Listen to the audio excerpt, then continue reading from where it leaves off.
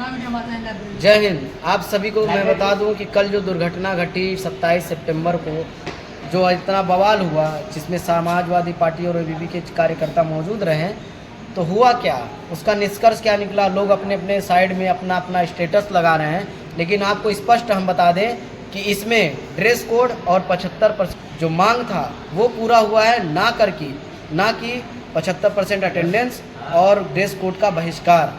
प्राचार्य जी ने स्पष्ट बताया है कि उसको अलाउड कर दिए हैं, लेकिन हाँ, एक दिन में कोई भी चीज़ें अलाउड नहीं हो सकती, उसके लिए थोड़ा टाइम लगता है, जैसा कि हमने टाइम भी दिया था। और इसमें भ्रामक खबरों पर ना जाएं, क्योंकि लोग अपनी राजनीति चमकाने के लिए क्या क्या कर सकते हैं आपने खुद देखा। और तब तक जागरूक रहिए और समझते रहिए कि क्या अधिकारियों की लड़ाई सत्य है या असत्य है, कि या ये लोग केवल भ्रामक खबरें फैला करके हाईलाइट होना चाहते हैं कि हमारी जीत हुई। कुछ नहीं जीत हुई। सत्य तो ये है कि 75% अटेंडेंस, बायोमेट्रिक और ड्रेस कोड लागू हो चुका है। थोड़ा समय लगेगा, लेकिन हाँ, सबको वो आदेश मानना पड़ेगा समय के साथ।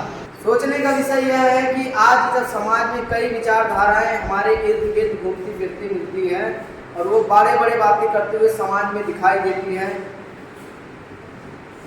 तो किसी महान दार्शनिक ने कहा है कि अगर तुम सत्य को सत्य और झूठ को झूठ न कह पाओ तो तुम किसी मानसिकता के गुलाम हो। और मानसिकता के रूप से गुलाम हुआ व्यक्ति बहुत ही खराब इस समाज में एक खून के बराबर होता है, जो पूरी लकड़ी को खा जाता है। उसी प्रकार से उनके विचार हमारे पूरे समाज को खा जाते हैं, क्योंकि वो एक पक्ष की बात करते हैं। जब इस कॉलेज में हम विद्यार्थी प्रयास करते हैं कि इस कॉलेज का ग्रेड बढ़े, इस कॉलेज की एक्टिविटी बढ़े, इस कॉलेज में फिर से पुनः पढ़ाई जागृत हो, जिसका ग्रेड बढ़े, सी से बी पे जाए, बी से ए पे आए, ए से ए पर ही ना रहे, ए++ में जाए। उस समय क्या एक ऐसा विचारधारा यहाँ पर बात करता है जो कहता है कि जो प्रथा 40 वर्षों से चली आ रही है वही प्रथा यहाँ पर चलनी चाहिए। क्या ये सही है? जो प्रथा 40 वर्षों से चली आ रही है, जिस प्रथा के कारण इस कॉलेज का ग्रेड गिर रहा है, जिस प्रथा के कारण इस कॉलेज का सत्यानाश हो रहा है, क्या वो प्रथा चलनी चाहिए? नहीं चलनी चाहिए ना। समय अब आ चुका है कि कॉलेज में एक्टिविटी बढ़े। समय आ चुका है कि कॉलेज के हर प्रतियोगिता में, चाहे वो स्पोर्ट्स से रिलेटेड हो, चाहे वो पढ़ाई से रिलेटेड हो, चाहे वो किसी भी प्रकार से रिलेटेड हो, आप जरूर भागीदारी करें। विद्यार्थी पढ़ने आए, बायोमेट्रिक अटेंडेंस लगे, ड्रेस कोड हो। अब ड्रेस कोड पे क्या तर्क देते हैं, इसको बड़ा समझिएगा। मैं माफ पूछाऊंगा थोड़ी देर के लिए, भगत सिंह से हट करके मैं बात कर रहा हूँ, लेकिन ये बात करना भी इसलिए आवश्यक है क्योंकि ये हम ही से जुड़ा हुआ मामला है। आज हम सामाजिक तौर पर बात कर रहे हैं। अगर सामाजिक तौर पर हम कल की घटना को न दोहराएं तो ये गलत होगा। ड्रेस कोड पर आते हैं। ड्रेस कोड क्या आप लोग नहीं पहन सकते हैं? मान लीजिए यहाँ से कोई बाहर लड़की निकलती है, कोई बाहर लड़का निकलता है, उसके साथ कोई दुर्घटना घटती है, तो कैसे पता चलेगा कि आप किस महाविद्यालय पढ़ते हो, आप यहाँ से पढ़ के निकले हो, आपके साथ ऐसा दुर्घटना हुआ? उनको लगेगा कि अरे ये तो लोफर है या फिर कहीं पर आती जाती है। अगर सोचिए ड्रेस कोड से कोई विद्यार्थी आपको देख ले, जान ले, समझ ले, हाँ ये हमारे विद्यालय पढ़ता है, हमारे बीच का लड़का है, इसकी मदद करनी चाहिए। और ड्रेस कोड का मोटिव भी यही होता है कि न गरीब न अमीर, सब बराबर। यहाँ पर अच्छे अच्छे धन वसूल के विद्यार्थी पढ़ते हैं, जिनके पास अच्छी अच्छी ड्रेस होती है, अच्छा पहन करके आते हैं। कुछ गरीब विद्यार्थी होते हैं जिनके पास अच्छी ड्रेस नहीं होती है। तो क्या अमीर और गरीब का ये फासला बना रहना चाहिए? अगर हम बात करते हैं ड्रेस कोड की, तो क्या ये गलत है? जिस समय ये बताइए इस महाविद्यालय में ये तर्क दिया जाता है कि ड्रेस कोड नहीं लागू होना चाहिए, अब ड्रेस कोड से टीचर क्या बच्चों को जज करेंगे? बच्चों को जज नहीं करेंगे। अब दूसरे तर्क पे आते हैं।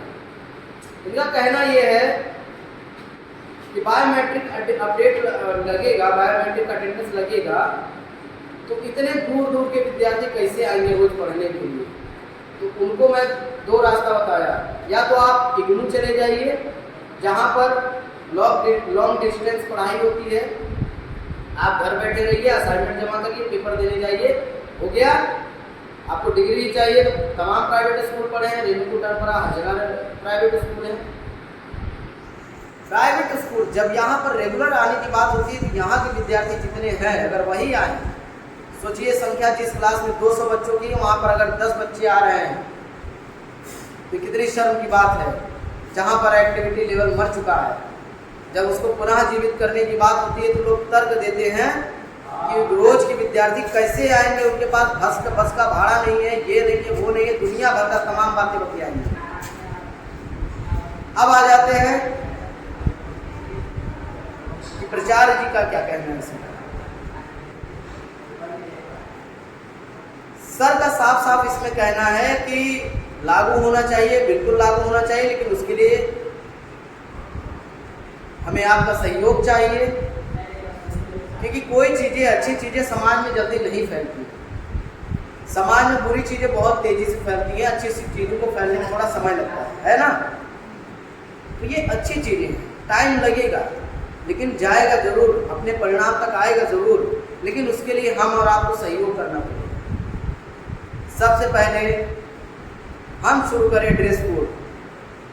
जब 10 बच्चा पहनेगा तो 10 को देख करके 20 पहनेगा, 20 को देख करके 30 पहनेगा, 30 को देख करके 40 पहनेगा, और एक समय ऐसा आएगा कि इस महाविद्यालय में ड्रेस कोड के बिना कोई अलाउड नहीं होगा। जो नारेबाजी है उसमें बहुत लोगों को आहत हुआ कि ऐसे नारेबाजी नहीं होनी चाहिए। तो स्पष्ट रूप से मैं एक बात को इसलिए बता रहा हूँ क्योंकि मैं फिर अभी बोलूँगा कि इस बात के लिए कि जिस दिन आप सच को सच और झूठ को झूठ कहने में असमर्थ हो जाएं, उस दिन आप किसी मानसिकता के गुलाम हो जाएंगे।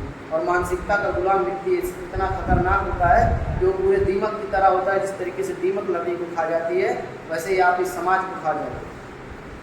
तो हम निष्पक्ष बातें करेंगे, हम दोनों पक्ष की बातें रखेंगे। कुछ लोग कह रहे थे हम एबीपी की साइड से आए थे, गलत।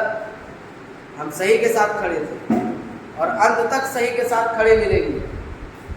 हम इन्हीं समाजवादी छात्र नेताओं को खुल करके कहते हैं कि आप सही काम करिए, सबसे पहले हम सपोर्ट में खड़े मिलेंगे।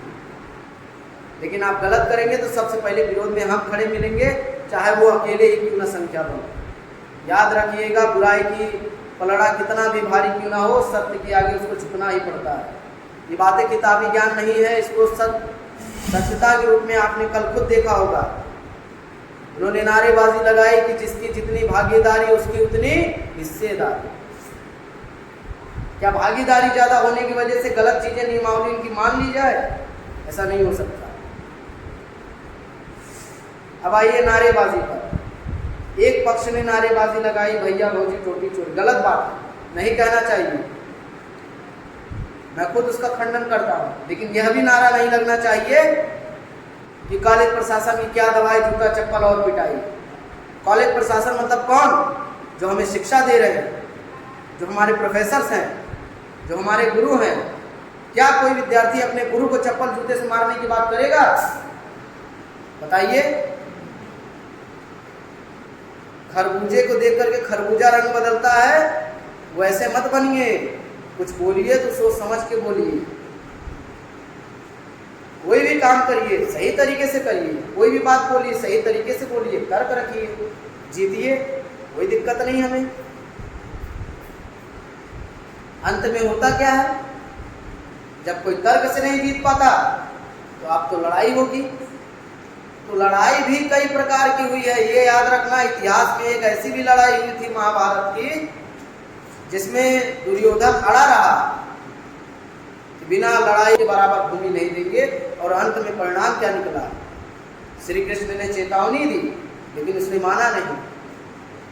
तो ये गलतफहमी मत जिएगा कि लड़ाई सदैव ही सही परिणाम लाती है। लड़ाई कभी कभी बहुत बुरे परिणाम लाती है और उसको आज वर्तमान में नहीं समझ में आता, भविष्य में उसकी पछतावा होती है। इसलिए हम यही कहें